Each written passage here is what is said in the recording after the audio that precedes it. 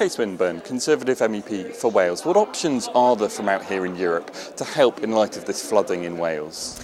Well, it's obviously been a major event for us in West Wales in particular, with all our coastal defences being tested to the limit, and some of them obviously haven't succeeded in keeping out the real major damage. And so we need to find out if we can use structural funds in the long term, because this is a convergence area for Europe, and so we can mobilise longer term these funds. But in the short term, we also need to look at the emergency funding through the Solidarity Fund, which actually is there for this special purpose.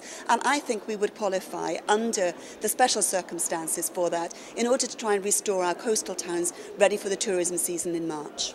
And what kind of money could therefore come from Europe? What kind of amounts are we talking about? Because the amount of damage caused could presumably run into millions of pounds. It will indeed run into millions of pounds. We understand certain local authorities will have that bill on themselves, let alone across the whole of the coastline.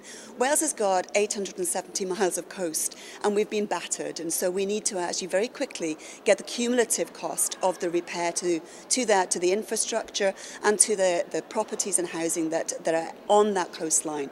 We need to do that within a 10-week period and make an application to the EU.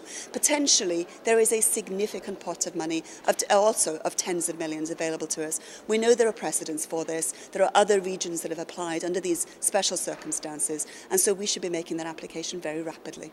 You mentioned infrastructure there. Is that the kind of thing that this money can be used for? Is there a range of areas that the money from Europe can be applied for and taken up? It's really emergency repairs here, so we would actually be looking for money for repairing the railways, repairing the flood defences, and repairing the infrastructure as a whole, the roads around the coastal areas. We've still got large numbers of them closed today. There is a lot of cleaning up to do.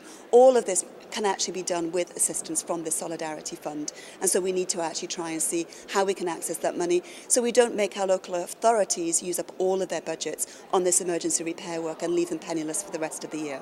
A word then about the logistics. How do you go about applying for this kind of money?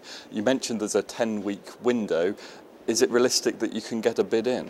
I think we need to make that application very rapidly. I think there is an understanding from the Commission that you will not have the final numbers, but you need to at least put indicative numbers in there as to what you expect the damage to be. But we have a complication here. Local authorities are doing the assessments. The Welsh Government actually will then have a fund of their own, and this fund needs to be asked for by the member state. So the UK Government needs to actually be cooperating here. Even though we're actually looking for exceptional circumstances on a regional basis, I would anticipate the UK Government would have to be involved in this.